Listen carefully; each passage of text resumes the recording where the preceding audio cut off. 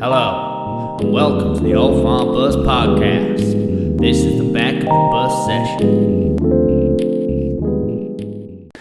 Hello and welcome to the Old Farm Bus Back of the Bus Sessions podcast. We're back, baby, we're back. And I've got a very good friend with me who I owe an apology to. But let's welcome him aboard, Charlie Kirby. Yeah! Cheers, mate. Thank you. Dude, here's your apology. Take two. I'm so sorry.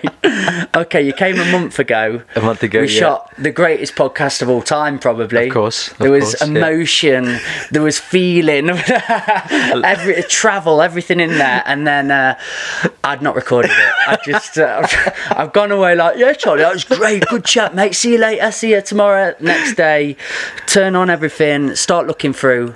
Gone. You're just not there. Non-existent. It got the conversation at the very end, which was a very beautiful Good B-roll. conversation. Yeah. I had the B-roll footage. Now, question to you: have you ever had that moment emerge in your creative endeavours? I think everyone has, like, in the audio world especially. I just need to feel better. Yeah, mate. It happens to everyone. And if you haven't had it, then I'd be very surprised if you hadn't.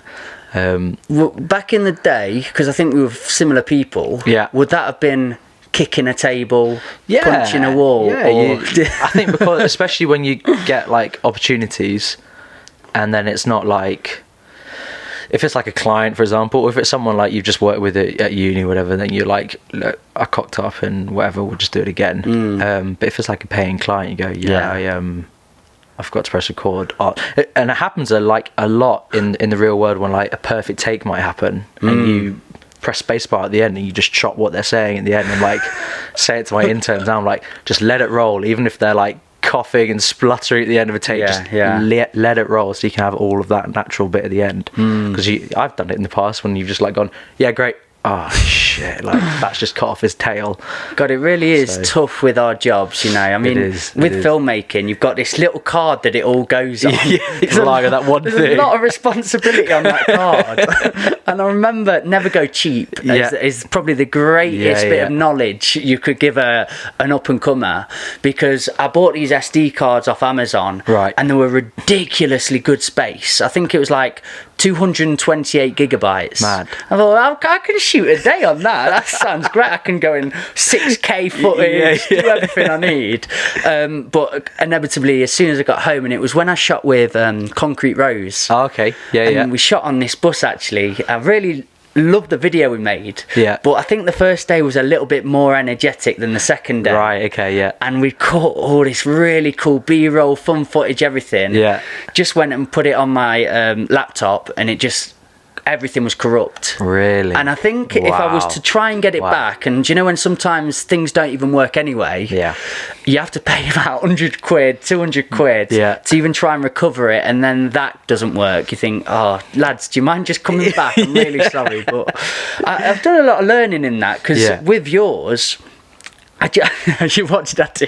I ended up getting that little doll, putting it on your side, green screen. Don't worry, mate, I've sorted it. Just flailing arms around. Put a little Charlie Kirby badge on it. Check out Mount Street's at the top. And you just go, dude, not a chance, son. I'm not putting this to my name. Mate, no, it was mainly for you, though. Like, you've done an amazing series and you've built something so good. And then you're going to get all your people who've subscribed. Then you go, what's a bit of fucking puppet there for? Like, what is this nonsense? We're back. It was my closest moment. That was the best we could have ever retrieved from that moment. Wasn't it? So I tried. But you're here now. This is the real Charlie. Let's see. That's it. I'm you're here. 4 minutes I'm in, legit. It's happening. Now, brother. Another thing that we did mention on the last one, and it was closer to the time, but I helped you with your big moment. Special moment. Engaged now. Should we talk a little bit about that? Man. Congratulations. Thank you. Does it feel special still?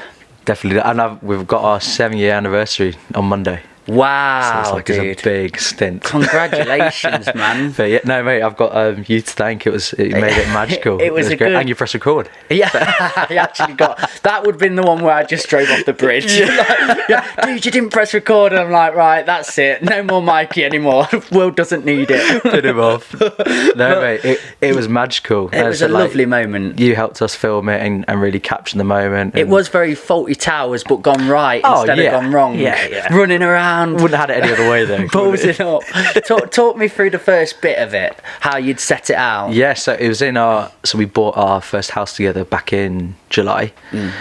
And then we've got just live in a tiny little village out in the countryside, and we've got just a small front garden.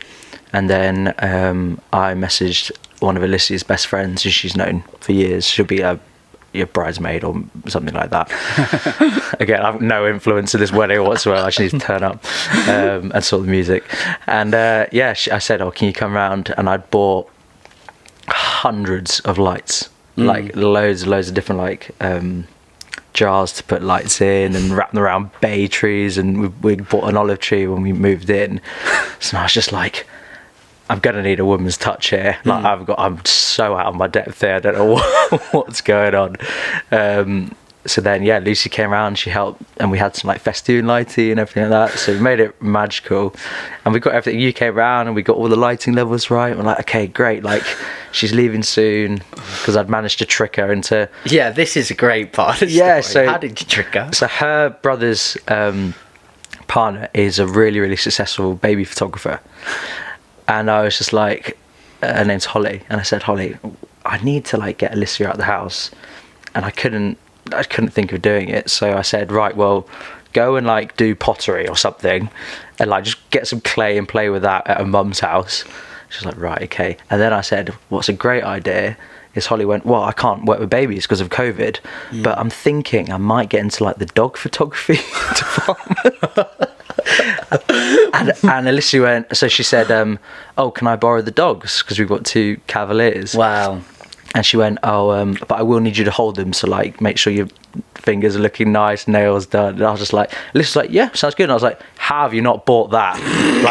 A baby photographer. Yeah, I'm going to experiment and do some dogs, and you need to do some pottery prior and paint your nails. And we're in a COVID world. Dogs seem like the way forward now. Forget about the children. Just focus on animals. Literally. So I was just like, okay. And she bought all of it. And then, so she left at 4:00, and then You're a convincing man. I don't know how I did that. And then at 4:00 she left, and then it was all guns go. We need to get on it. So I ran over to Holly's mum's house, where she had flowers the day before. One of our best friends is a graphic designer, but she does loads of different things. So she designed a Moët bottle of champagne and done happy engagement. It was mad, because it was all of our friends. I want you to marry me. Just one occasion like this. Yeah. So spoiled. Well, the plan was I'd booked for Christmas a little cabin down in Cornwall, so we met in Cornwall. And then gave that, and then 2 days later Bojo was like, not happening, not going anywhere. And I was just and the plan was, I'd planned it with all of our really close friends. They'd all come down from Manchester, London, Birmingham, and they were going to spec up this cabin while we were out for dinner. Dude. So then that got cancelled, and I was just like, you're in a Hollywood film, my friend. I know. I need to compose the music for the back. So that didn't happen, and then I was like, right, okay, well, I've got everything. Why wait? I was going to say, was there a moment where you felt maybe not do this? Well, I thought that moment. Yeah, I thought maybe we'll wait to summer, or maybe we'll wait to March, our anniversary. You'd be itching though, wouldn't you? I think, just all the lights hidden around the house, and the champagne hidden, and I was just like, got to keep this sooner or later Alicia will click on, and she'll be like, why you got a box of 100 lights in here? Spottle says, will you what? Yeah. Who's this for? Who's this? Yeah, you can't keep playing those games. Mate. So I just thought, what's the best way to start off the year, then like with an engagement, and her sister's expecting a baby really soon as well. So it's just like giving a bit more love into the family, and so, yeah. So then she'd gone out for this moment. Yeah. You invite me over, like Mikey, I need man to in a van. Yeah, I need to capture it all. Yeah. Man in van turns up with all me equipment. I love how we're meant to be in lockdown. No one's allowed to come visit people as well. Yeah. You're like, come on, mate. I mean, at least we're all outside in a nice environment. Of course. But I've got my lights set up. I'm capturing this really important moment. Quite a lot of pressure on. Yeah. And, Mikey balls up sometimes in his life. But we got it perfect. It was perfect. We got all the lights, everything right. Yeah. Right, Charlie, I'm out, I'm gone. Start, keys up, go. I'm about 15 minutes down. Yeah, I think you'd hit the airport by then, hadn't you? I was close to the motorway. I was near it. I think I probably had it. That was where the U-turn came. Mate, we need to come back. You got to come back, mate. I was like, why? He goes, just turn all the lights off. It looks better. So can you come and help me get it looking good again? Mate. And I just, because we'd made it to that moment, I thought we've got to make it as good as we can now. Yeah. Happily spun round, get back, set it up differently again, get the ISOs right, get it all looking flash. Yeah. And then I go again, set off, and does she literally pull up as I set off? She sees Mike Van Man dashing off. What's that guy doing? Who's that? I swear I recognise that pink Dodgy hoodie. Citroen. Yeah, you literally came back, we fixed all the lighting, and then you were like, okay, well, like, here's how you record. And I was like, Mikey, she's left. Like, she's en route now. She's going to be in 30 seconds. Yeah. And you go, shit, right. press record of that. And then you left, got the van. You're like, mate, I'll see you later. And then you pulled off. And because I can see through the fence, the sort of T-junction. And then she pulled round. That's crazy. That is a Hollywood film, dude. That is a Hollywood film. It was very lucky. But I did have like a slight horror. And I was just like, she's going to walk in. And there's just Mikey standing at the corner. Nobody wants that. Nobody wants that in their mind. She's like, this is amazing, but what are you doing? But mate, it was magical. It was an incredible day. Have you looked at it back since? Yeah. It's really sweet. It's really lovely. I think the family's seen it. Yeah, they've seen it. We said it's the kind of thing where it's like, it's just for us to have, and it's just for us to remember it by. And then I managed to set up on the bench my phone, so my phone's recorded the whole thing, and it's actually got like good. You leaving, really. And then her coming back in, scrambling out. Yeah. Manuel. You leave now, me leave. What a beautiful. You've done incredible. It perfectly. Oh, thank you. Are you happy with how it did? Amazing. Everything? Yeah, I think you didn't stumble your words either. I was very proud of you. I think it's like what I said to you. It's like, I'm not one for like, if I ever do a speech, whatever, I don't like writing stuff down. I'm just like, whatever comes out. Yeah. But yeah, it was really natural, and it was short and sweet. It's good. You must be very comfortable in who you are, though, in your psyche. Because when I talk sometimes, giving a speech or doing my keynotes, I can get very in my head of, did I just say that? I should have said that. Hang on. And then I slip up a bit. But you are so composed and relaxed in your attitude and your persona. So I suppose that's why you're very natural at just doing talks. I think I was a bit like you, where like you overcomplicate and overthink so much about what you say. And now I only think about what I'm going to say. Yeah. But in a way of like, make sure that what's coming out isn't taken the wrong way, or it's not offensive, or it's constructive criticism in the workplace anyway. It seems like you allow yourself to have them pauses to think. Have you ever watched Elon Musk talking? He just like has a question and he goes, yeah. And then we'll proceed. I'm not that bad. but it is great. It keeps me captivated, because I'm thinking, while he's thinking, whatever comes out next is going to be very powerful. It's going to be calculated, thought through, thought out, and I'm looking forward to whatever he delivers. For sure. And I feel that in you, man, when we've had meetings or we've had podcasts or wherever it is. I think, you're very... not to the point, but thought in what you're going to put out. I think awesome. If anything I can say, I just want people to know that I'm trying to help in a way, kind of thing. So that's how I sort of work. Have you learnt that then through Mount Street Studios? Or you always learn through experiences, always. So dealing with clients, dealing with different situations, dealing with different types of people. Yeah. So you get people who have never been in before. You get people who come in and think they know absolutely everything, which is good. Like it's good to just have different people to work with all the time. Are you somebody that tries to find a lesson in every moment? Yeah. And every encounter? Definitely. Even when it feels a bit trivial, phatic or fake, you think, oh, there's something to be gained out of this. Absolutely. And I think like in any situation that I'm put in with like a client, I'll always put my view across, but I'll never try and force that view. It would just be like an opinion. So I always treat it as like a writing session where if there's 4 of us in the room, I want 25% from everyone. I don't want like 3 of you working really, really hard and then one of them like feeling, oh God, like I'm just not feeling it today, or I'm getting a bit down because I'm not contributing as much. Like, don't stress, just give what you can. And it's the same with any situation. If I can just give my point across, but if they like it, they like it, and we'll work with that and see if it works. And if they don't, then I've at least said my bit, put my 2p in, and then I like how you operate, brother. I want to get into Mount Street and all your craziness that's happening. Yeah. People, you're going to be shocked with this guy. He's a busy boy. But just because it's getting rather lovely now, there's a bright side of things happening. The summer's coming. Can't wait. Very excited. Is your wedding this year? No, next year. Want to go back into weddings, sort of getting the thought of partying again, together, well, people together. When we were organising it, because we had to sort like wedding planner out and photographer and everything, and they were all saying that even this year everyone's postponed it to next year. Really? Because like even in December time in 2020, people were like, okay, great, there's a vaccine about to be rolled out, but it's, we're still going to be in the situation for at least another 6-7 months.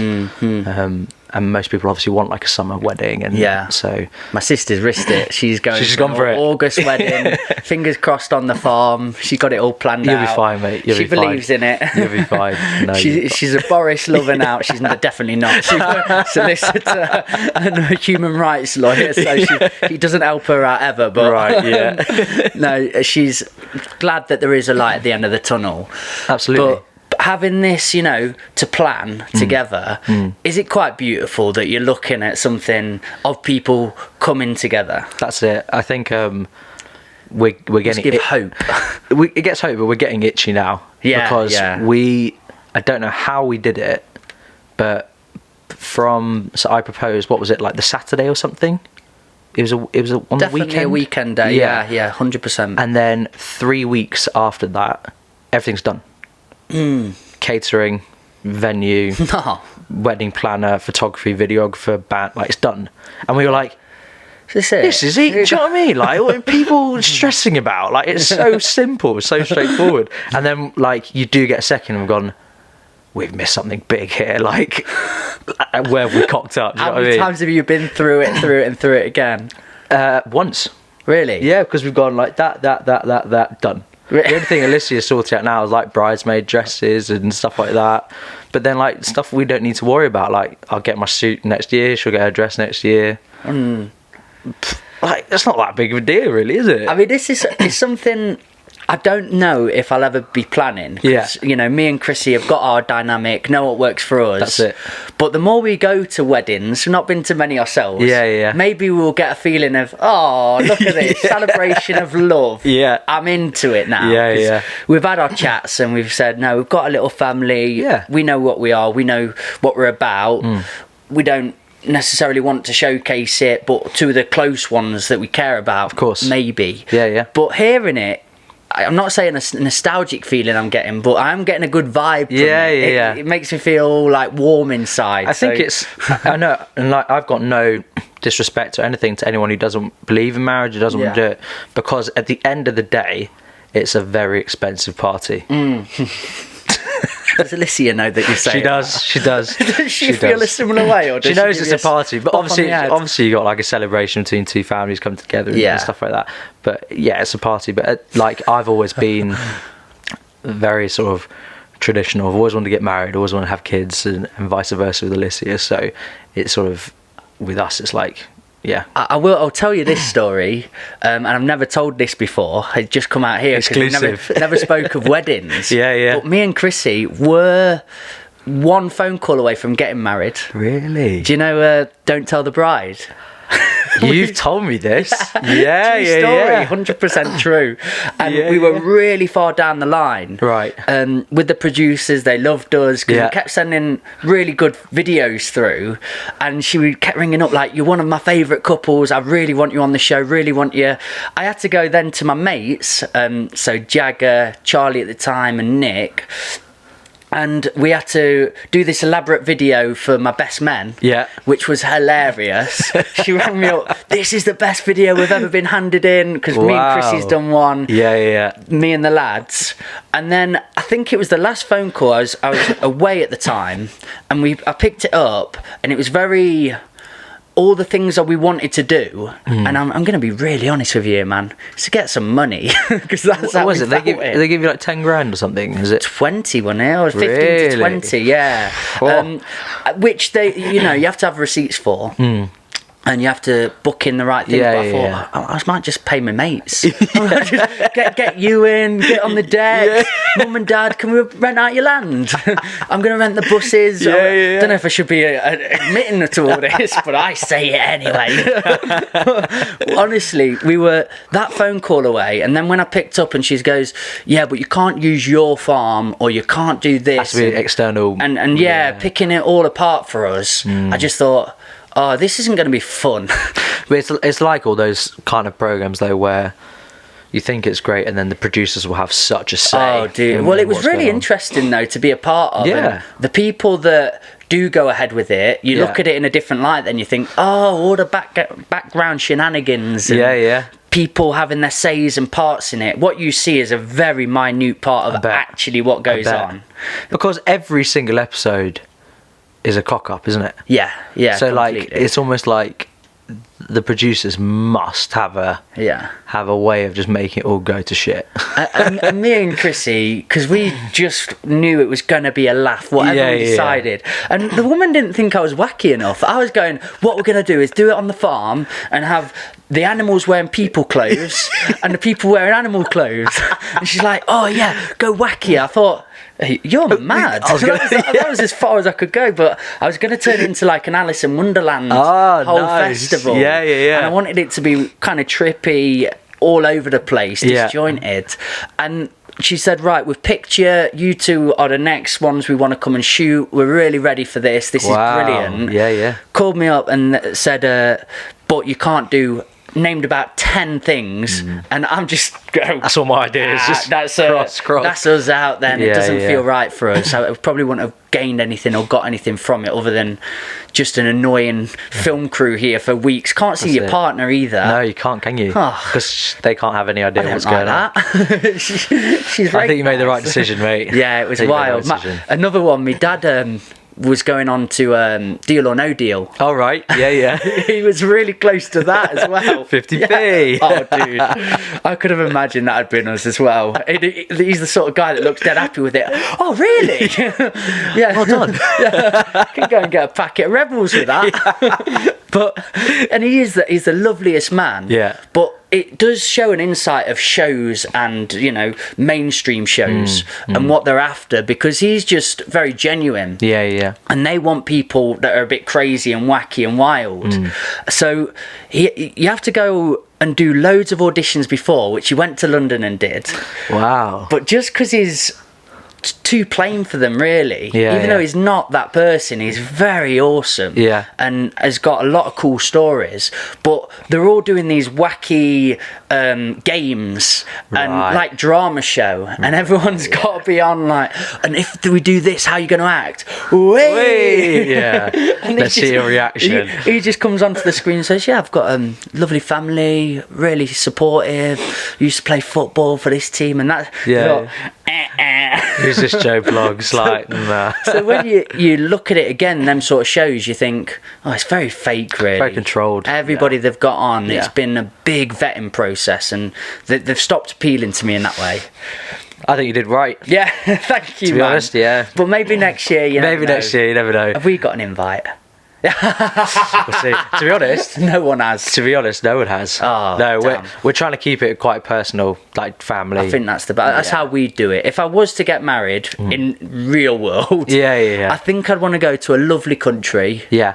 And just have me, Chrissy, probably her mum and sister. Yeah. My mum, dad, and sister. And don't forget your daughter as well. Well, yeah, but yeah. Oh yeah, there is that one, isn't there? She can watch it when I film it. Yeah. So okay, I think we've had a nice feeling and memory of weddings. And they're coming to be. Yeah. But let's do a bit of business then, man. Let's hear what you've been up to, what you're about at the minute, because when you came on last time, it was very exciting talk. Yeah. You were breaking away a little bit from just producing every day, which is what you've been doing for a while. Yeah. And getting into new avenues. Yeah. So come on, man.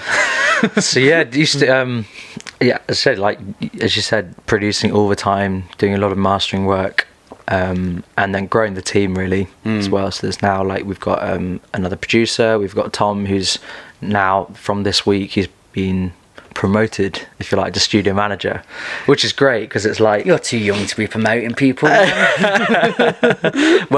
I worked it out in May. Mount Street would have been open for 3 years. It's amazing. So yeah, like great work, dude. I think I'm really proud to see that in 3 years we've taken just nothing into what it is now, and made like the connections that we have, and just making sure that it's still an environment where people just feel really at home and they know they're getting a good quality product at the end of it. So but yeah, now Tom's like dealing with inquiries and booking people in, and if we need session music, just all like the stuff that takes like 2 seconds, but you add it all up and then you've got to record people and produce people, and it's like, God, like when I get home and I want to do my family time, then I spend another 2 hours on the laptop just doing admin and stuff like that. So it's great, and he's fantastic, like really good. So I know it's in great hands, if that makes sense. So yeah, it sort of allowed me to step back to focus on my new company now, which is called Core Sounds with a K. Kirby. Cool. Oh, I see what you did there. Took me like 4 months. No, I'm joking. Just kept writing a letter a day, like there's a K in there, and jumble them up. Oh, that works. It's a bit like Family Fortunes, isn't it? Do you know what? My favourite part of any business or idea startup is coming up with a name. It's brilliant. Every time. Brilliant. We have a new podcast, Series of Theories, that I do with Project Zeus. And we wanted to do our first episode, so we came together. We had no concept. We just knew we wanted to ask silly questions or big questions that weren't too political or agenda in any way. So we sat down together and we went, right, we've got no structure, we've got no name, we've got no logo, no anything. So before the podcast started, we had an hour of just chatting about what it was, and coming up with the name was so fun. We're just flipping ideas at each other. But that doesn't rhyme, so maybe it needs to look like this. I really enjoyed that process. It is brilliant, but also hilarious. At the same time it's extremely stressful because you need to make sure, like, okay, like once we decide on something, we start branding it and website and everything. That's it now. Like, you know what I mean? There's no going back. I've just said, this was so funny. We've had this whole podcast, been in here about 4 hours. I go inside, and you know I'm very active. I go and make my moves. I walk in and I tell Chrissy about the plan and everything. I get the email sorted, the Instagram sorted, the Facebook sorted. And for some reason in my head, I called it Series of Thoughts after we discussed it all. So I had to go back on everything and delete it all and get Series of Theories up and running. But it was funny because the lads all messaging me like, why have you called it this? We went through the whole... We spent 4 hours. Moment of madness, lads. I'm so sorry. It was funny, man. It didn't even... Series of Thoughts. It just sounds awful. Series of Thoughts, mate, but Series of Theories. That was well. That fits nicely. Pings.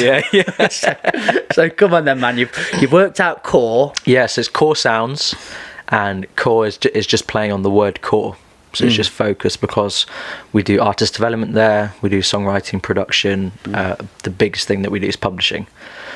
So a lot of people, they don't really know what publishing is, and people forget that publishing contributed to 1/3 of the music industry's income. Like, it is a massive part of how the music industry works.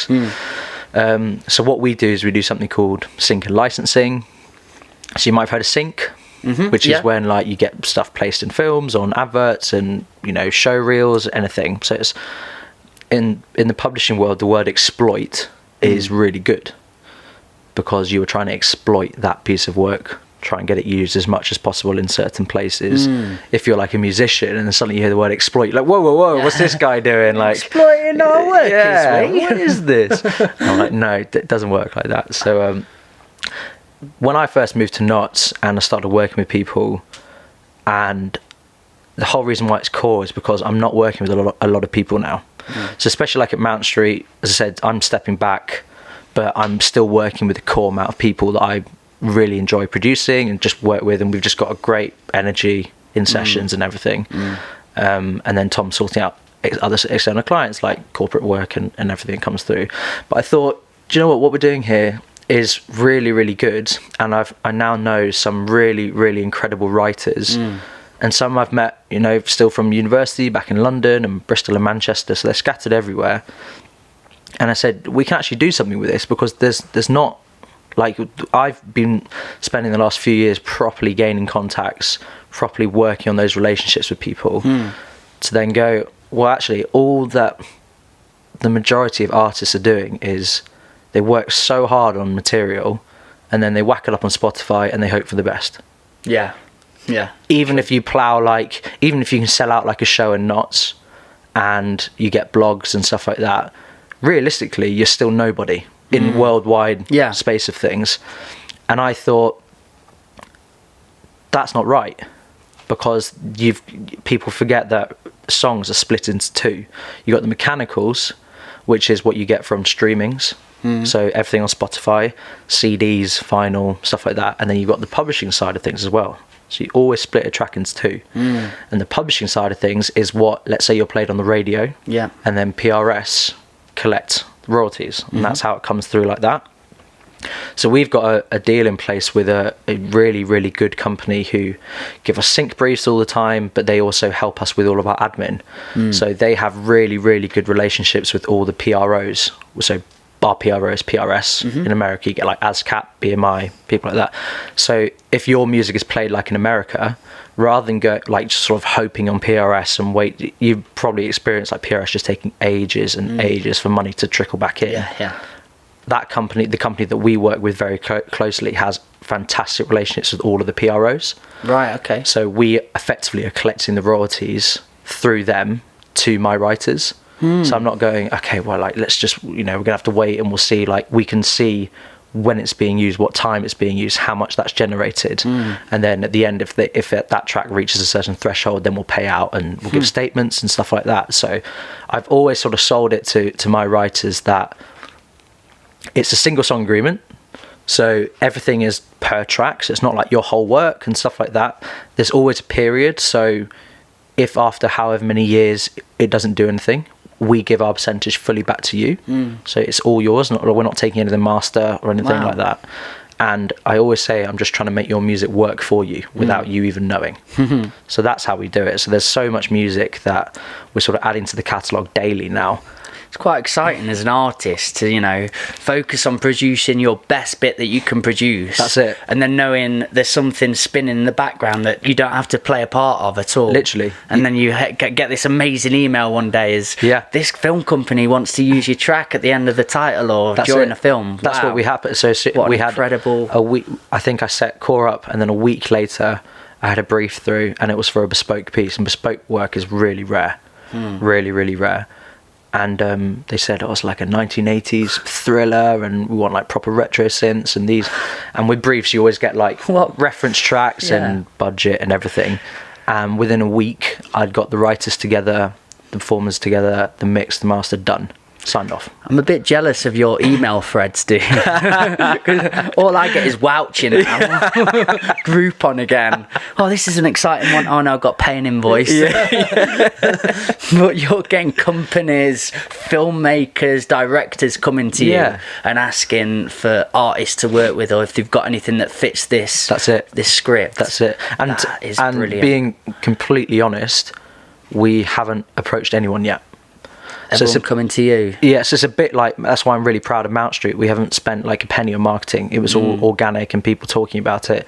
And that's not going to be the same with Core whatsoever. With the publishing side of things is I'm collating really high quality material for the catalogue to then go, okay, once I'm happy and we've like covered a lot of genres, then I can go to all the supervisors and the digital marketing agencies that I know and go, right, we're ready now. And I hate doing things as like a half-assed way. I'd rather not get any work in and build something and invest time and into the catalogue, and then go, bang, this is what we've got. And then they go like, whoa, where's all this music come from? And this works and this works. And as a publisher, you've just got to be really organised. So when we submit tracks, it's always got to be the full track, the clean version, the instrumental, the stems. It's You're like working with the right man for that. It's like a part of you, isn't it, to be very structured? Is it? Do you know, even as a kid, like your toy shelf. Was it that way? Did you make sure everything actually wasn't next to each other colour? No, not at all. It wasn't like that. I was really messy.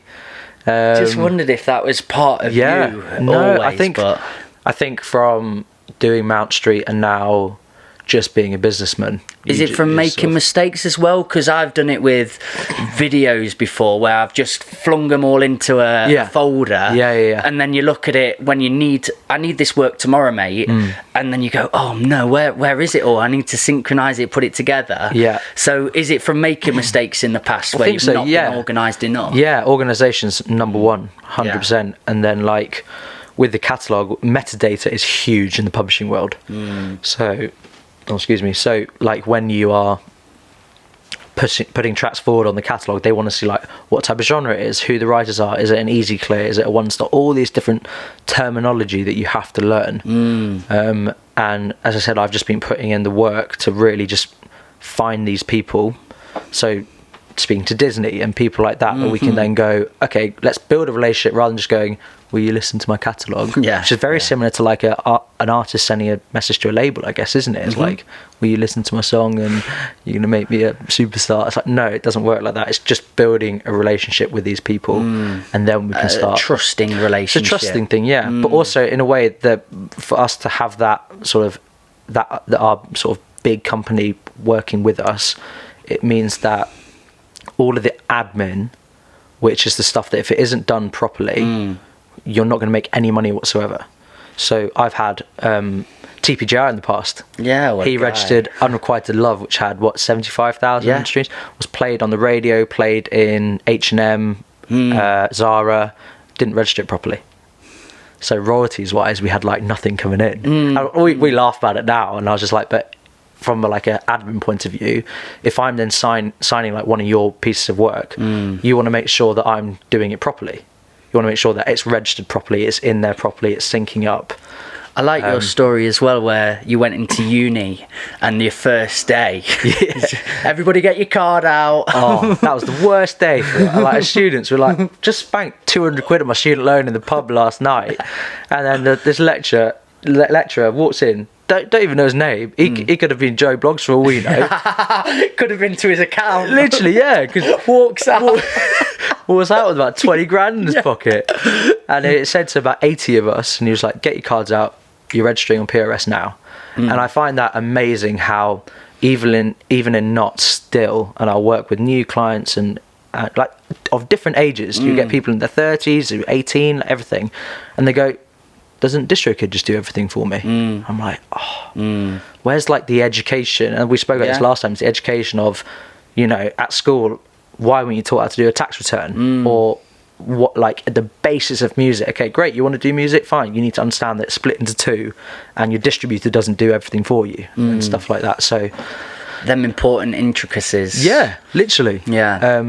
so that's what, like, I'm very grateful that the writers trust me to look after their work, but the sync side is very much of a bonus. It's never ever sort of guaranteed, and what we focus on as a publisher is pushing them for those opportunities when briefs come in, but the main thing is looking after the works. So you might have no idea now that one of your tracks you did, let's say that track you did with Joey, that might be getting played on some Japanese cartoon show right now, and you have no idea. It's the closest one that's gonna be, isn't it? Out of anything. Let's just take a random pick. But it's our job to go, okay, well, that hasn't been confirmed, or we haven't given permission to use that. So yeah, we're sort of looking after the works for them. But as the biggest thing is obviously trying to, when money is being generated from royalties, stuff like that, we can bring it in a lot quicker through the sort of setup that we've already created. I just like that you do and always go that extra mile, and you've done the thinking, you've done the background, you've done the research, and you're trying to help artists just develop in all aspects and all areas of it, because what they truthfully do want is their songs to be spread as far and wide as possible. Yeah. But they don't want to do all the workings out, and that is why they just get DistroKid. Oh, that's easy. You just click all these buttons and it pings it out to wherever. Exactly. There's loads of label friends here. I'm going to just go in all the DMs. But like you perfectly said, it could be the greatest song of all time. Yeah. It's probably not going to get listened to, a lot of it, because they get so many influxes of inboxes every day saying, will you listen to this? Will you listen to this? They just have to swing it aside and go, I can't keep listening to all these because they're not fitting what I need. Yeah. I mean, it will get overlooked and missed. But working with somebody that they go, right, they always bring us the parcel. They bring us exactly what we need. It makes total sense why you'd exist and why it's so important and integral to work with people. I think it's like, because I'm getting briefs through in all the time, and they can go, oh, it's not just like, okay, I've signed a piece of work, what happens next? Yeah. Like, I'm showing them, and I'll even go, right, okay, we've got 3 briefs through this morning, what do we reckon would fit? Or have you got anything else that I haven't heard yet, and stuff like that. And in the sync world especially, no word of a lie, I'll get an email in at 11 a.m. And I need the mastered product ready to go by 2. It's that quick, because they just need things turned around like that.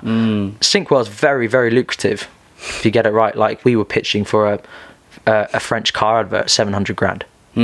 Like, that's more like the corporate side of things, if that makes sense. Do you ever get any anxieties about being in the high end of the industry or working? I love it. Is it that what you thrive from? Yeah, because I've always I've always been a team player. Yeah. And I spent far too long trying to help loads and loads of people in my life.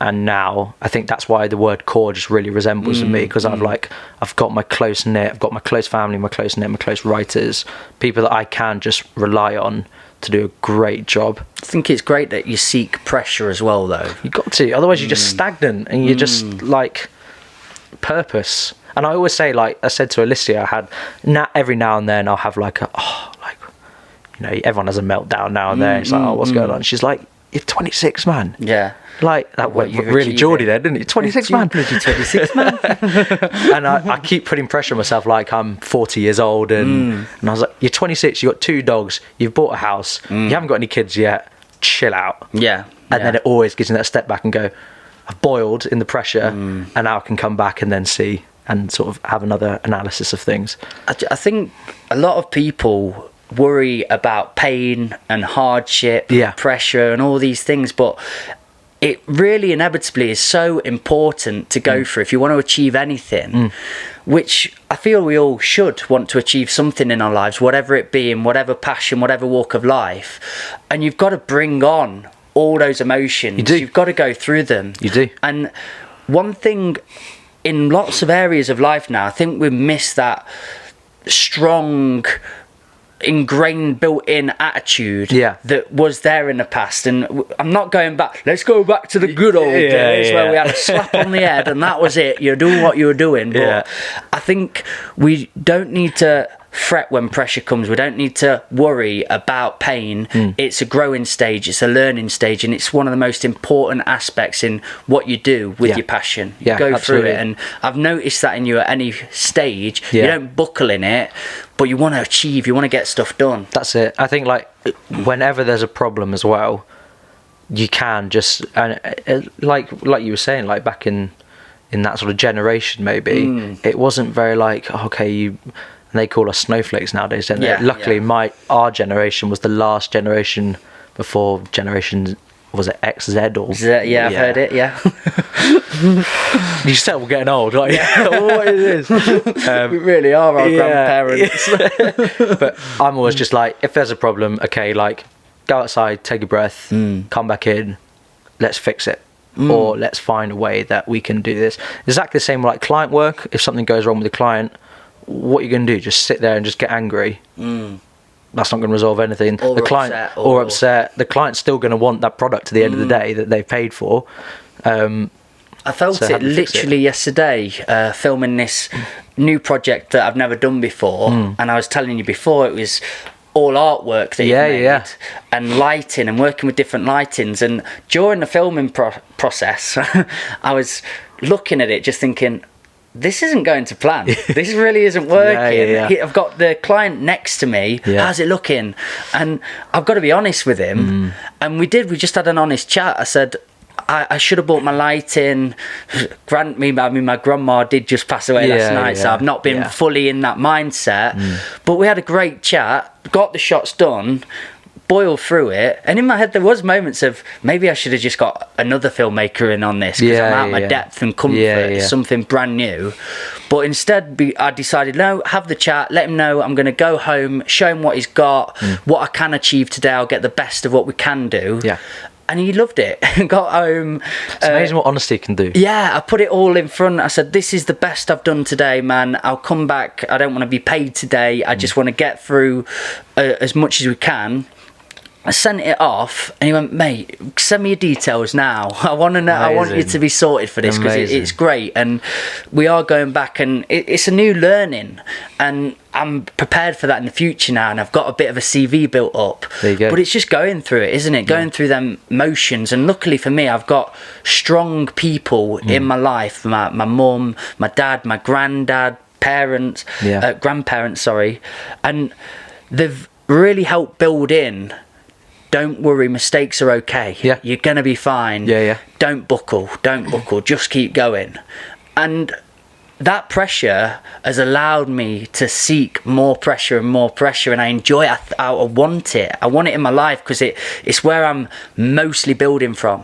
The blocks are coming. So I feel that in you when we're talking, and I feel you're doing it on a good grand scale at the minute. I'm really proud of you. Oh, thank you, mate. But on everything we've aligned with, I love your attitude. I love your tenacity and hardship. I think it's really admirable and people could learn from.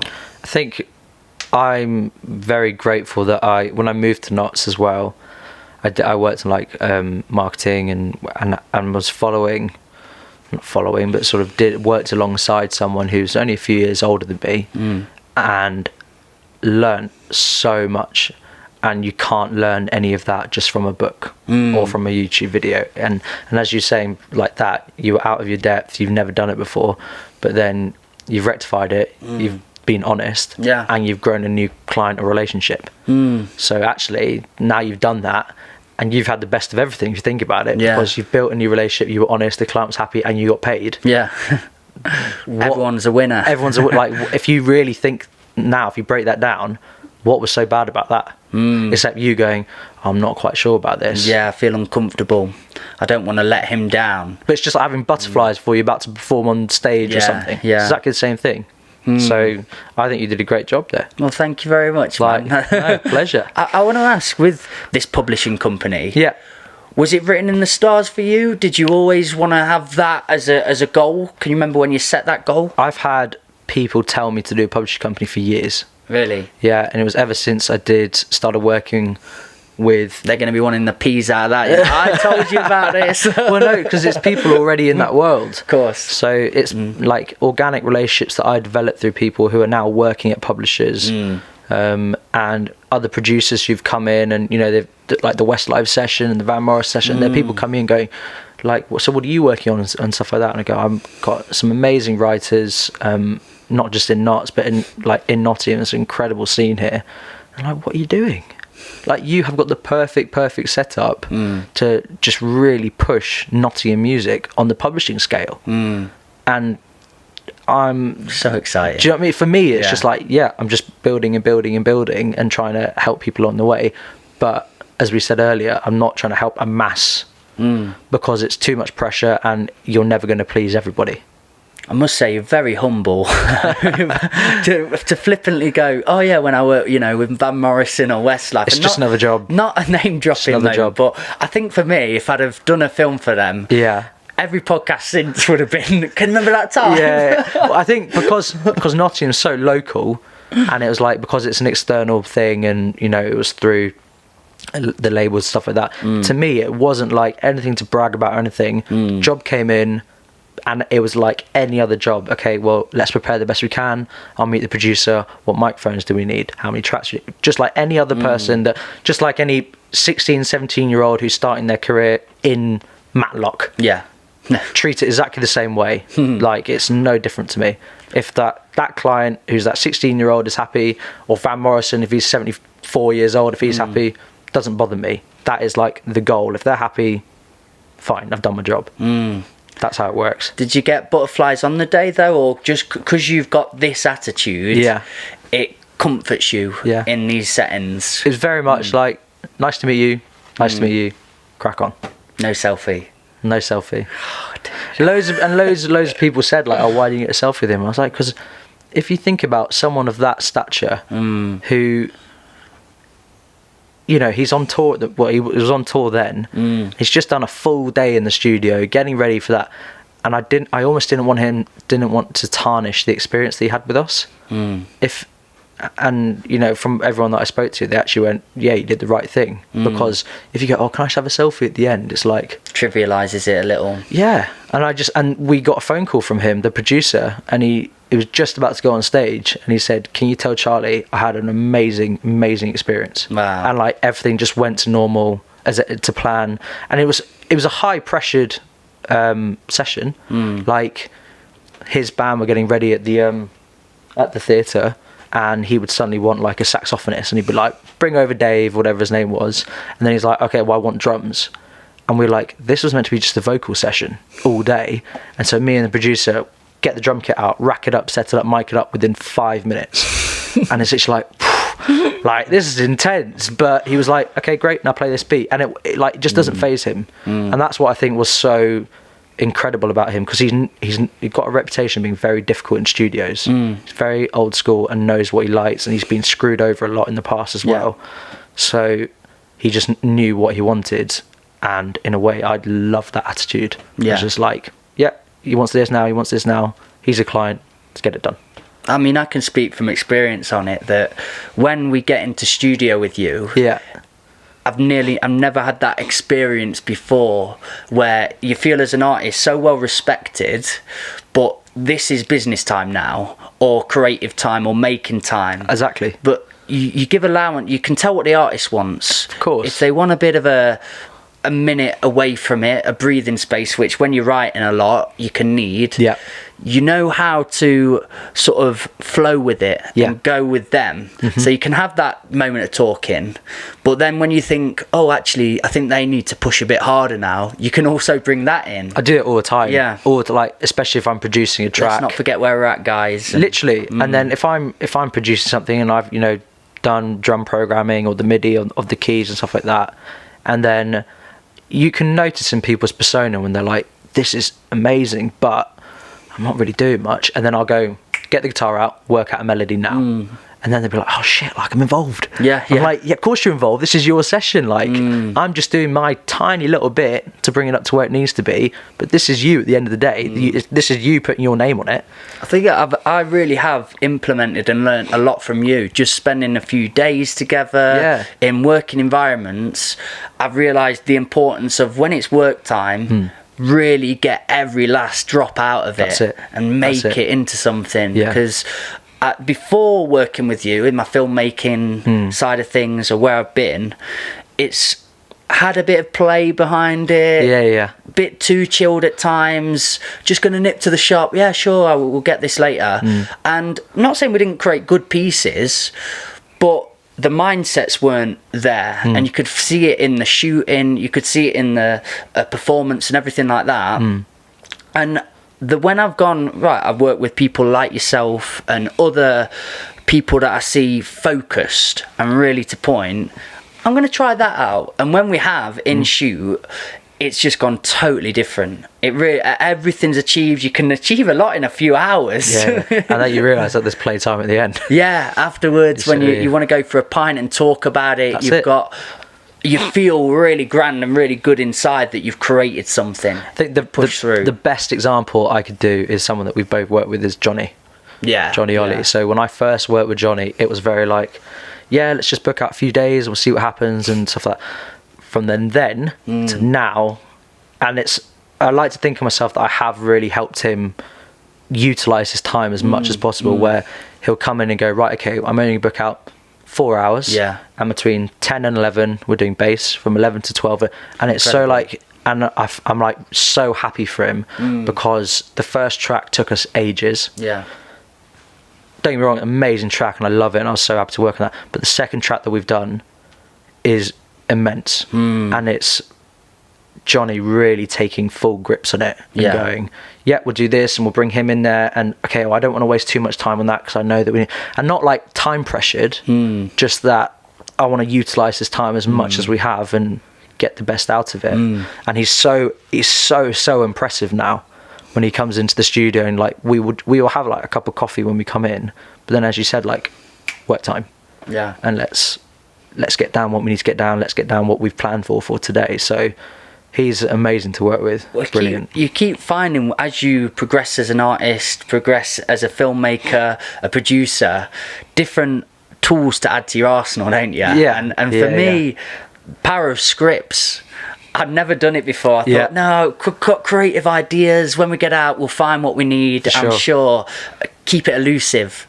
But then when I decided, no, I'm going to write a script for this, I'm going to pick the locations, colour code it, we know exactly for the lines what's being said at what time. Oh man, Clicks. It's a completely different film. And then you've got creative play in that because you've got your spine of everything you need.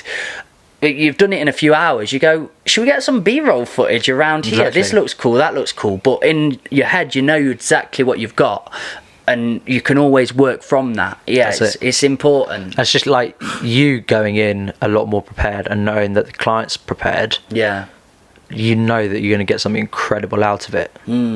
Completely agree. So that's how like with Johnny, it's just weird for me to see like that Johnny who I first came in with is like Instagram, I'm in the studio, and now it's just like, work, let's get this done, needs to redo that guitar part. I'm out now.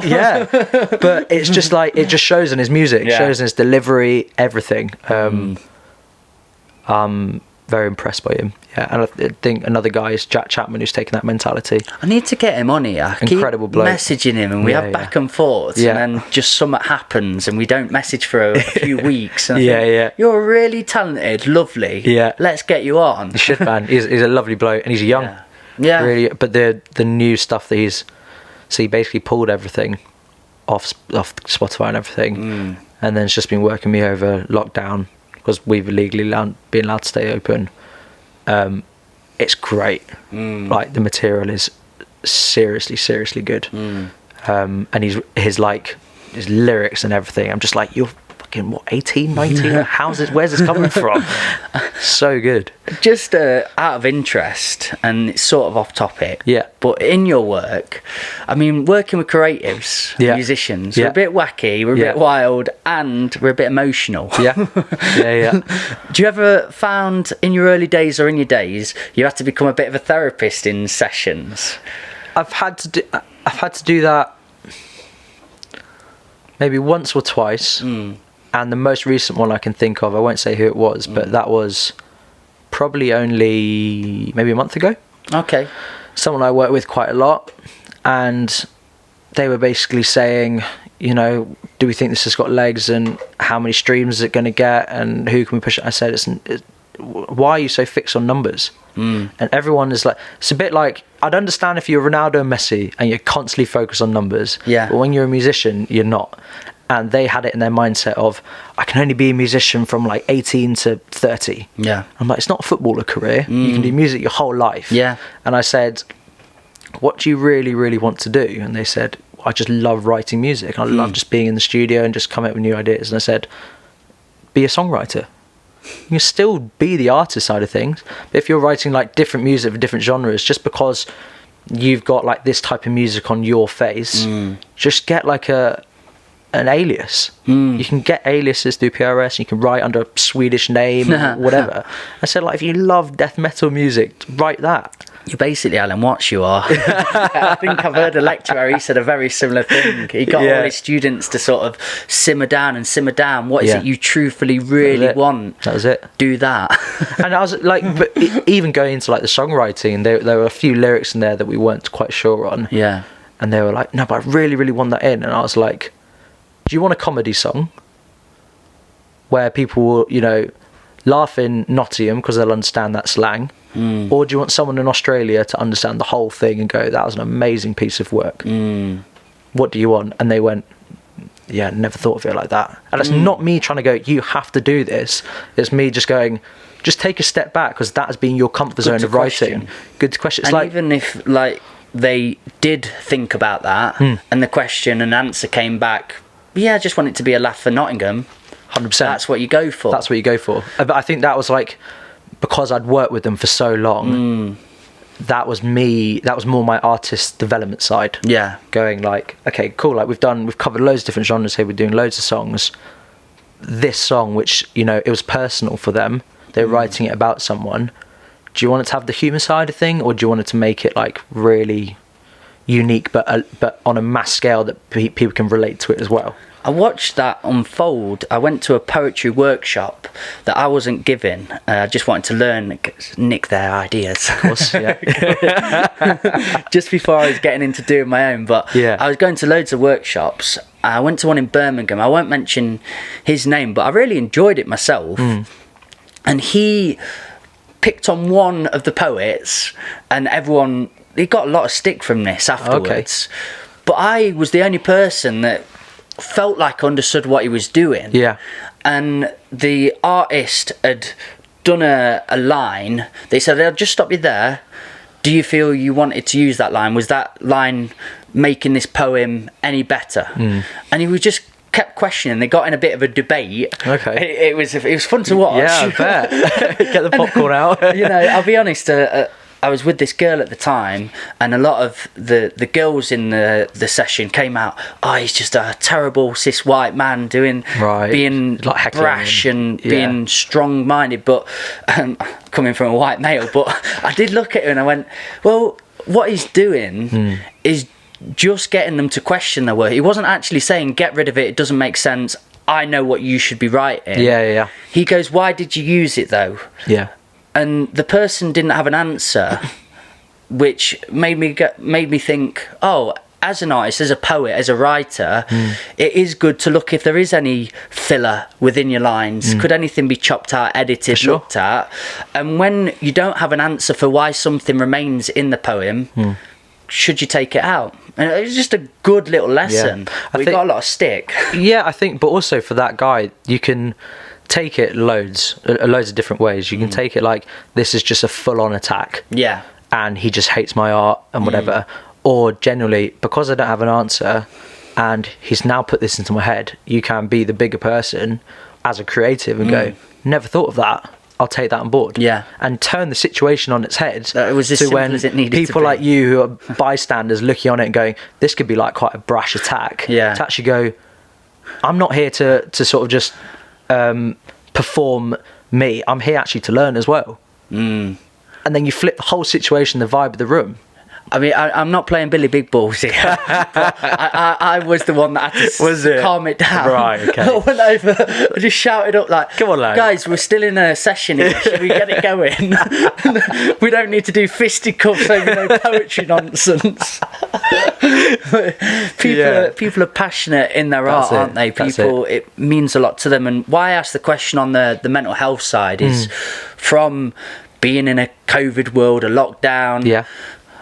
Musicians in general are finding it hard to position themselves to tune out, like how they've got to work in this world, how they can put out music, have it listened to.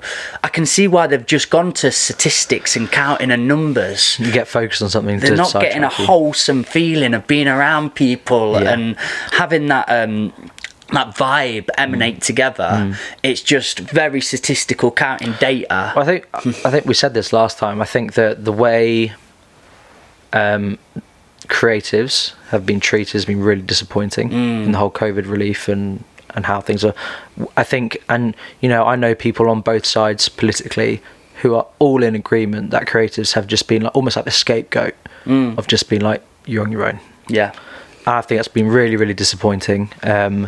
However, I think what I've noticed, because we've been so busy, people are then going, well, do you know what, I need to get out of the house, and what better way to do it in a legally open environment than to create music with people. And it's not just, that was one of the biggest risks for me opening a studio, was like, studios are closing left, right and centre, what are you doing? And I found my sort of always end goal was like, people are going to realise that actually, and people like Richard Branson have said this and everything, people don't want physical things anymore. It's all about experience. It's all about experience. So that's why I try and encourage as many people as possible. Like, I'll do a session with Tash, for example, and I'll be like, let's bring Izzy on board and see what Izzy can bring to the table and stuff like that. And then they go, oh, I've never worked with you before. And at the end of the day, then they go, that was a great session. I've built a relationship there. I know we have a great working relationship as well. And it's all about that experience of getting people back together in a way that's still legally safe, but carrying on that sort of creative energy.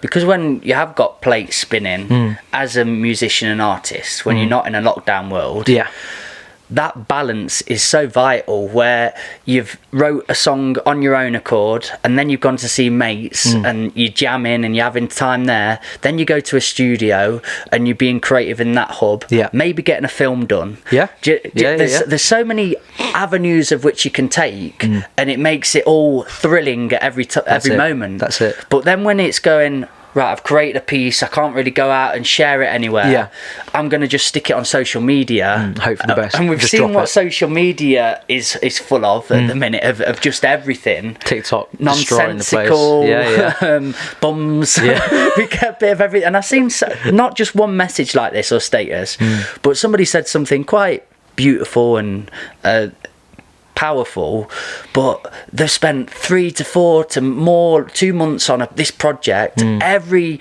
blood, sweat and tears into it, and it's got 12 likes, 13 likes, and then they've seen somebody take a selfie with less clothing on, and it's gone to 300, 400. How can I not get upset? How can I not feel that emotion? For sure. I mean, if I was giving artist advice out, I really do think I've bettered my life by scheduling and posting and ghosting. I call it. Where I put stuff out and people think I'm really active. Oh, you're dead busy with it. You're constantly on it. I'll just go, right, I've got on Creator Studio. What's that other one you told me? Later. There's another one I use for all my platforms. I pump it on, let it go. Does his little bits. I'll put like on Facebook maybe a promotional thing on it because I want it to go as far as it can. But I know what I want out my art, what I am out my art, and if I can, in 20 years time, 30, 40, just look back on YouTube and go, I was busy, that was fun, and have a laugh with my kids and the grandkids. I'm going to be really proud of it, and that's what it is to me. So in the moment, I think if artists could just take a stance away from social media so much, I agree, would be healthy. It's so hard for artists and musicians because they rely on social media so much to be noticed. So it's finding that balance of, you know, exposure in a good way. But I've always sort of said to these artists who are working so hard at the moment on new material that you're doing the best possible thing, because you're keeping busy and healthy mentally by, you know, working on new material and just writing and getting thoughts out that you might have had, whatever. And then by the time that everything's ready, fingers crossed, Bodega opens up, Rescue Rooms opens up, gigs open up, open mics open up, and you're like, oh, I'm not here just to play a cover or play a song that I wrote 2-3 years ago. I've been busy I've done well with my time. I've thrived in COVID. And I was having this chat with a client the other day, and I said, like, these are the people that really sort of push me, because we have the same mentality that over COVID was an awful thing to happen, still is. But you dust your shoulders off and you just get on with it. Everyone's in the same boat, you know, small business owners or freelancers, everything. We're all in the same boat. Yeah. But if you actually go, yeah, we're in a shit situation, what can we do to really go, okay, what can we do to survive? And then what can we do to put ourselves in place? And it's a bit like the publishing now. I'm not going to make any money from the publishing for a while, but at the moment I'm investing a lot of my time in building the catalogue, building these relationships, to then hopefully reap the rewards of success in the future. It's the same thing as artists now. If they put the time in and the work into their music, then they go, do you know what? I've had lockdown. I haven't had the like sort of pressure of I have to go to this open mic or this open mic and I have to like this post. Let me just go in the studio, and now the stuff that's coming out, they're like, never thought I'd be capable of this. And I was like, this is all you. This is all you, like coming in more mature, going like, wow, this is what we've come out with. By the time the EP is ready, you'll be ready to gig it. Yeah. It's just, and it's not formula or anything. It's just like keeping busy, keeping proactive, finding your can-dos, really build on them, and not just getting sucked down. Celebrating your mini wins as well. Celebrating your mini wins, and then they all add up to a big thing. It sort of relates to an interview I listened to recently, Matthew McConaughey. Yeah, dude. Legend. But legend. The cup analogy really got me. It was one I've not forgot I don't think I will, but it wasn't, I don't see the cup half full or half empty. I just constantly look at a cup and think, does it need filling? How much water's in there, and what can I do to fill it if I can? And being accepting of it and doing your best in that opportunity to fill it. I just thought, it's better than seeing I'm a half full or half empty kind of guy, but here's a practical cup and here's a practical way of getting water into it. It's genius. My issue is that I've probably got my cup's that full, and I'm always wanting to go, what's the next thing I can do to get it overflowing? But I think that's just hunger and drive, really, isn't it? Completely, which is ace. But I mean, again, but you forget what that means. Realism about you, don't you? And looking at the cup, knowing like your bottle of water there, it's got so amount in, and the objective is to keep it topped up. I think that's important for sure. Knowing there's always mini steps, there's always things to be done. I think it's also really important to realise that what that bit of water represents is everything that you've done, all your successes already. So even though it looks like that, suddenly you take a step back and go, fuck, like this is what I've done, and this is who I built relationships with and everything. And then you go, I've done pretty well for that piece of water, so what does that mean? Do you know what I mean? Completely agree. So it's just exciting. I just like, I get an absolute fix off people who are like just, well, you buzz me, man. You stimulate me. I'm thinking of now, like, I've got so many projects I can get on the go. I'm back to my writing a bit. I've took amazing 3-4 weeks out. Sabbatical. Sabbatical. I had my time off, man. During my trickier stages of life, I'm proud of how I've been dealing with things, but it's been harder recently. But I've had good friends just say, listen, man, I can see you going through a lot. Here's a beat. Get writing. Write on this. This will really suit you. And I've done my treadmill days and just started writing it down. And I've realised how important that is. But also, because I've lived life again a little bit and I've experienced pain and panging and hardship, I've got so much to write about. And that's the beauty. Just find beauty within whatever you're going through. That's what Taylor Swift was ridiculed for. Oh God! Because every single time she had a relationship, then she broke up, and then an album came out to number one. So. Make the most of that situation. Complete. I mean, I've not watched her stuff for a long time, and I think she was on Joe Rogan. Have you seen it? No, I haven't. I didn't know if she's done one. I think it was Taylor Swift. If I've totally got it wrong, I don't know now.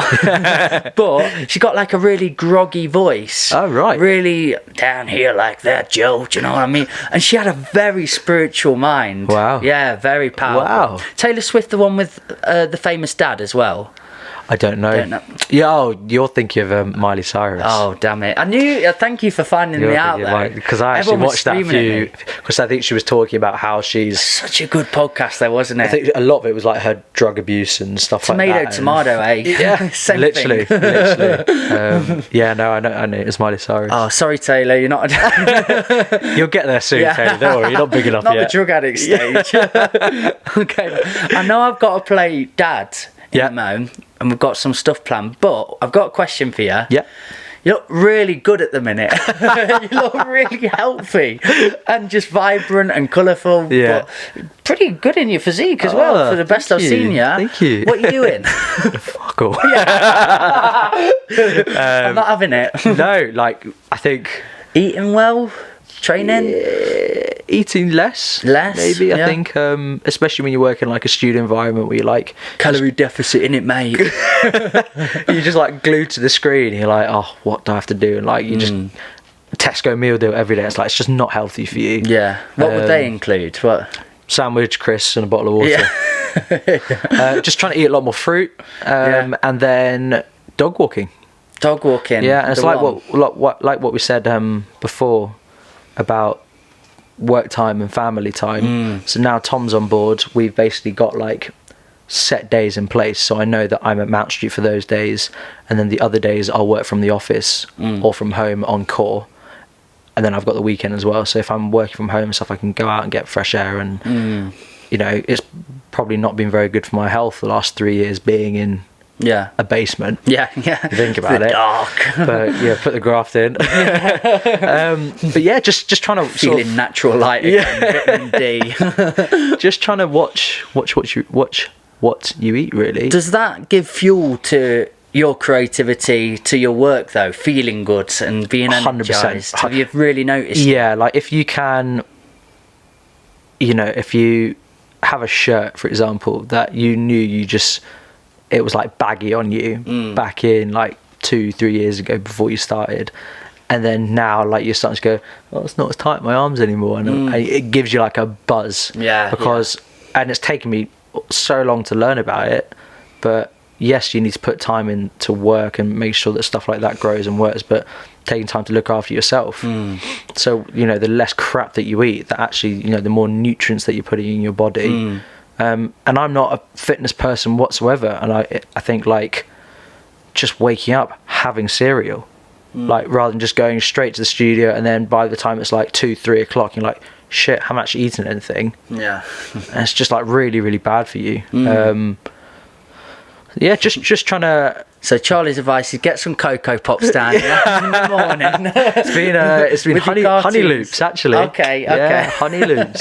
I mean, I'm glad we're not giving nutrition advice out, but I definitely like what you're saying. And I think people do get really fixated on fitness. Yeah. And they're like, I need a routine and this. And I think like if you are just comfortable in what you're doing, and if you're comfortable in sort of seeing results, the biggest thing I've always learned is never look at the scales. I think that's a good piece of advice. Completely. I'm like numbers again. I'm like short and stodgy. Your whole life just turned into this numerical way of weighing yourself. Then how many views have I got? Stats. It's stats again, all over. So I just do on live for life, man. Live for life. And you know, hopefully, very close people go, you're looking a bit porky at the moment. And I appreciate that. I'd be like, do you know what? Yeah, I'll probably let myself go a little bit. But I think you're looking the most vibrant you've been. Oh, thank you, man. But I appreciate that. I think it is a vital piece of information and idea for people in the arts sector. Let that side of things go. You know, we've got mind, body, soul. That's it. Body always seems to slip for us guys. Always drops down. We go, forget about all that. I've got the creative side flowing. But I would contend that you create at your best when your body's being fueled right, your mind's being fueled right, you're getting the right sleep in. So if people did take it as a balancing act and found that in their daily requirements, it's true, they'd definitely benefit from it. Because I've had so many good friends, and not to name any names, but artist friends, music friends that have messaged me recently, really struggling, man, really struggling. I can't even write at the minute, I can't do this. So just say, have you been out for a walk cook yet? Yeah. Have you, what have you eaten in your past few days? I've not really been able to eat. I've not been able to sleep. Well, let's check the body side of things again first. True. Let's go back to the basics and then look at what we can start developing on. Yeah. Not as a life coach, just for some sure, ideas. For sure. And I think, like, as you said, like it was probably like a few months ago where I just took a step back and I was going, actually, if you really think about it, like, I'm going to the studio, what am I eating? What am I coming home and eating? That's not good for me. And I sort of see it, so I gave up smoking 3 years ago. Well played, man. Nice. And I sort of see it actually as, you know, being overweight, sort of the same thing. It's just a belly fat's just as bad for you as a fag, really, isn't it? Yeah, totally. So, you know, you can say, oh, you know, you gave up smoking 3 years ago, well done. But then you can go, but you've still got belly fat and stuff like that. And it's like, you're looking after your lungs, for example, through giving up smoking, but then you're not looking after the rest of yourself from what you're eating. So as you said, it all ties into them wins though. You've done a win there with the smoking, and then it always makes you reflect and question. Now, how far that was not too hard. It was hard, but I got through it. That was a hurdle. Where can I go next? And that's quite exciting. And I think also, like, it's when I tell people, so I basically gave up smoking overnight and I didn't have any cold turkey or nothing. And like at uni all those years ago, I'd have like, one day I had like 60 or 70 fags in one day. That's just like impressive.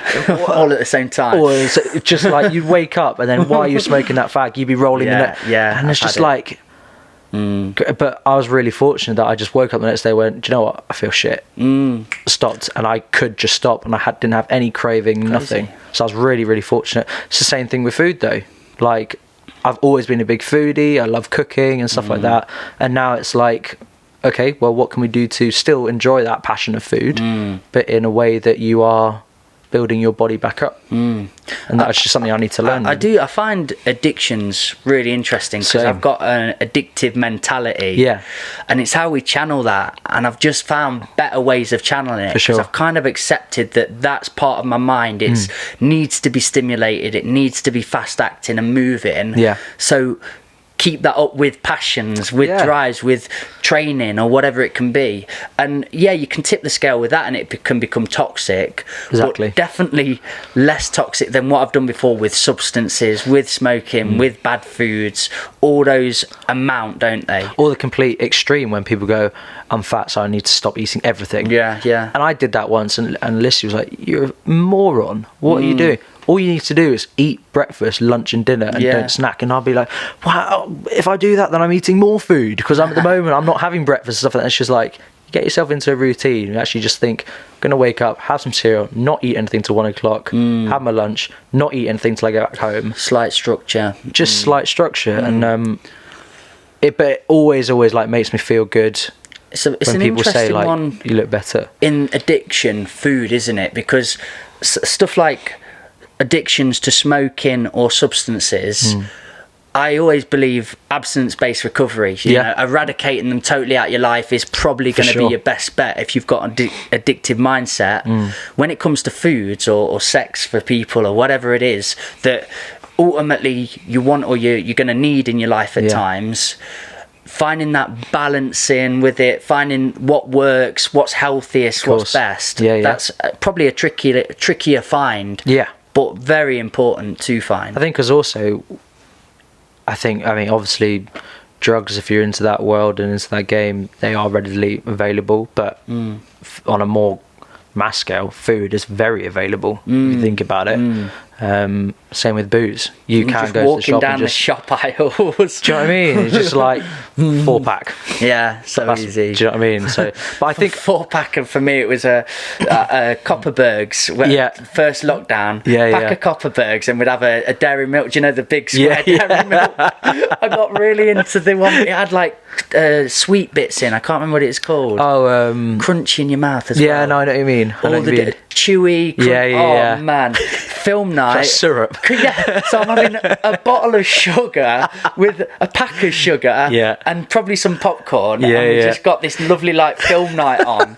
And I just kept looking down thinking, this can't be right. Yeah. And ultimately, my passions took hit with it as well. Yeah. I didn't want to go down and edit, and I just felt lethargic, tired all the time. Can't face the screen. I think booze is a big one. Now, like, we do like our monthly big shop at Aldi every month, and I always pick up a 24 bottle of Bud. Yeah. And then I will have 2 bottles on a Saturday night, and that's all I have for the whole week, because we always do homemade pizzas on Saturdays. Bud works great with homemade what pizza. A night. But like the fridge is just full of Bud, and you think like if you were a guest coming round, you'd be like, this is a piss head. Like, and I'm like, it's just sat there. Like I don't need to like come home and have a Bud. I come home and have a pint of water. Like, and I think booze is a big one as well. Small swaps. Yeah. Makes a lot of sense. I'm really into my whiskies at the minute. But I love whiskey. I've done it just for a night time. I watched my granddad do it all his life, so I think he's all right. Yeah. He's got to 90. Good stint. Yeah. I just have one big cube of ice in there. Nice. And have a whiskey. I've gone to Red Stag, I think. Oh, yeah. Red Stag. Yeah. Really nice. Very sweet.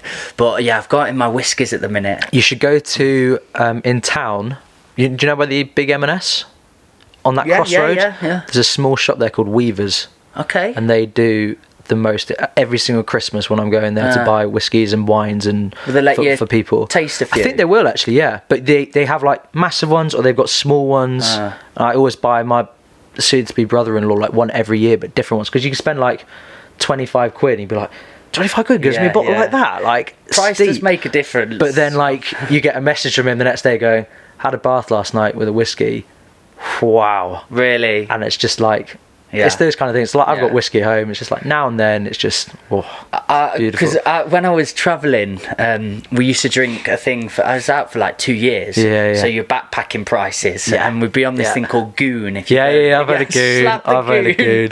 Oh my god, Aussies love it. It's crazy. They love it. They play a game like called they drink more of that than water. Oh man, crazy. I think it's £7 or £12, but for a huge box of it, and it's just vile. And I do like some of my alcohols, so going from that and then coming back home from travelling, and really spending on some alcohols, it's a delight, isn't it? But you also learn to appreciate it, because like you go, God, I'm dropping like 30 quid here on a bottle of whiskey, whereas I can, like, sometimes on offer I get a bottle of JD for 14 quid. And then you go, I can't just spank this away in one night, and you learn to actually really appreciate it. You truly do. Obviously the Goon days is just solely to get absolutely hammered. Goon and snake bites. Oh my Send God. yourself to another parallel dimension. So I have no idea what's going on. Then, I feel not snooty, but I've become a bit of a connoisseur of certain alcohols. You do. Maybe not from drinking Red Stag, but still going to spending 40 to 50 quid on a whiskey and having it once, at night, sometimes miss a night, but really enjoying it, taking your time out with it. It's like I've always loved whiskey, always been into it, but the thing that I'm loving the most is red wine. Red wines, but like red wine's that one drink that will send me to a different planet if I have too much of. Oh man! Like, and the morning after. Oh my god! So unnecessary. Like, why did we do that? My head. That's when, if you spend cheap on red wine. Or is it the sulfates? It's sulfates in it. Within it. Yeah. At the morning after, the headache and the pain. It's just awful. Unnecessary. But like, I love, like, if I'm Dries eating you out as well. Yeah, but if I'm eating red meat or whatever, a glass of red wine is just heaven. Heaven. Go to complement foods as well. Yeah, to be honest, I don't ever drink wine, a red wine, without food. I think it's always with a meal, to be honest. Have you ever been to a wine tasting? I've been once. Really? Did you go to a vineyard? No. To be honest, I'd still love to go to a vineyard. Alicia's been to one just on the Nottingham Leicestershire border. There's a Nottingham, Wow. and apparently it's like English wine, white wine, and it's really nice. Okay. So I want to try and go. I'll try and find out where it is, and I'll let you know. We could go as a little date. Yeah, a little double date to the vineyard. Did you hear this, girls? They're not watching to us, but they have to listen to us all day. That'd be lovely. I went to on Yarra Valley, they call it in Australia. Oh, have you heard of it? I have heard of that. So you all get a bike. Yeah. And I think it's 15 miles. Wow. And you go, I think there's 6 vineyards on the way. So you get the bike. Incredible. And they've all got different, so one's with cheese, one's with chocolate, one's with fruits, and you're just going around on your bike. By the end you're driving a unicycle. Exactly. And the funny thing is, I took my little really cheap goon with me as well. I was like, why have you got that when you spent all this money to be on the vineyard to taste these? I was like, because I want to get as drunk as we can. Get my money's worth, obviously. I fell off my bike on that, and for the most Australian reason. Yeah. So I'm semi-pissed, riding, and I swear on my life this happened. Like a family of I was going to say unicorns. That really was a different day. A family of kangaroos just jumped out on me. Yeah. And I swerved to the side and hurt my knee. But how was the goon alright though? Or that was all probably, done by then? I think it was gone at that point. Yeah. But how Australian is that story? That's mental. It's quite crazy, isn't it? My godmother lives in Cape Town. Oh, so wow. I'd love to. I've never been, but I'd love to go and get gone. Dude. I've heard it's just amazing. Cape Town special. Yeah. I think my favourite place is Cairns. I always get told off. Cairns. Yeah. We stayed there for about. That's going to be one of those little clips on Instagram. Cairns. Mike got broke into a simulation. But I would advise if you do go, make sure you go for a couple of weeks there. Yeah. I mean, it's not Magaluf. It's not the party, but you can have a good time, but also have the enjoiable Aussie experience. Amazing, it's crazy good, amazing. No, I'd love to go back. I've always said because I went travelling and I've got a lot of Aussie mates and Kiwi mates and stuff like that. Well, you're very structured in what you've done, and you kind of stick by what you're doing. Yeah. Is that something where you feel with business? You're going to hopefully get to the point where, like you've done now, got somebody working those sides of things, you're going to start coming back and back and back to the point you've got something running. That'd be a dream, but it will never be a thing where I'll always step back. Yeah. So with Mount Street, for example, I'll work 3 days a week on client work, and then I'll spend 1 day a week on getting more work in for the studio. And my weeks aren't 5-day weeks, they're 7-day weeks. Yeah. So it's getting that balance in between. But when Core grows, and it will, I'd love to get people on board. I'd love to get A&R people and people who can help me scout good music as well, and build other relationships and look after certain catalogues and things like that. So it's really, really interesting, and I'm really, really excited. That I've always said the biggest struggle for me is, I know, not from a arrogance point of view or anything, that I'm going to be successful. My biggest annoyance in life is I can't see that route to getting there. I get you. So it's there's a no somewhere, there's doors on the way that's blocking you. Hows. Yeah, literally. So for me it's I know my core people now, not pun, and I know who I just really believe in and what I really have a passion in. And I've always learned, never ever chase money. Yeah. You chase success, and the money should come with it. A number. It's just a number. It's another stat. Another stat. How much do I weigh? How many views have I got? How much have I got in the bank? That's it. Numbers. I think it'd be amazing if I could get to 40, 50, and my kid's 18 years old, and they go, Dad, you've built this. This is amazing. It doesn't need to be turning over loads of money, but for them to go, wow, you've done this. My parents have always been 9 to 5, Monday to Friday, never been entrepreneurial, nothing. So for me, for them, it was a bit God, what's he doing? Do you know what? I love it. Advice I'd give to people, just being reflective about numbers, is if you're going to look at numbers, have targets with numbers. Agreed. Something that you can actually attain and hit. And I've done that with the podcast. Yeah. And we had this vision where we were getting, you've been on the first ones. Yeah. And a few hundred or less. My first video had about 300 plays. Yeah. And now yours are getting what, 2.5?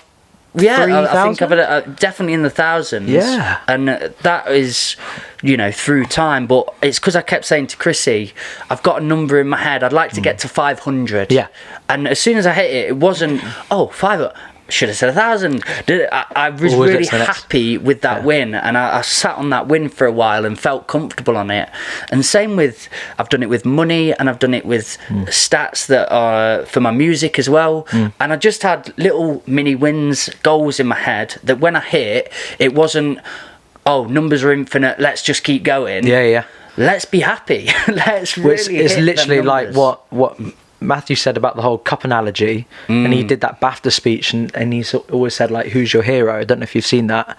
And he goes, No, you send me this. it's me in 10 years time. And And then in 10 years time he goes, who's your hero? What's me in 10 years time? And he's just always got, and that's sort of how I see it, like that. mythical figure to keep looking at. But it's not like my dad or my mentor, it's him. Yeah. Which I find amazing. Really, you could take a lot of strength in that. That's it.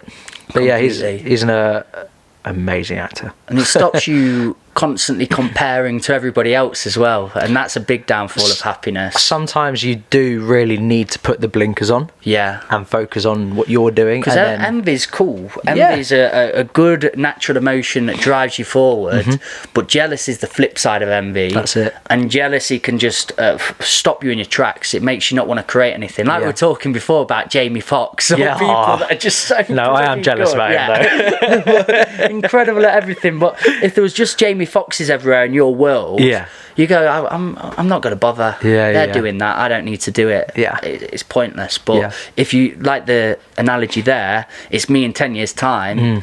That's somebody you can truthfully race against. It's true. Yeah, that and not, it won't be toxic because it's yourself. Brilliant. Exactly. Oh, is that Matthew? Is it? It is Matthew. I wonder if he'll come on here. Drop him a DM on Instagram. Hello, mate. I've got a bus podcast. Come over to Derbyshire. He seems so grounded. They're the sort of ones he would end up going to do in the end. Bloody bus, all right. Right, man. This has been such a pleasure. No, thank you. Let's have a. Yep, you're still recording. You're recording. Probably not that one. Herbie, what is that camera? I'm telling you. Thank you so much for being here. Thank you. Guys, you've been a part of the Old Farm Bus, Back at the Bus Sessions podcast. Remember what we say, it's very simple. Be nice to one another. That's all we ask for. Charlie, thank you very much, Thank you very much, mate. Big love. Where am I waving at?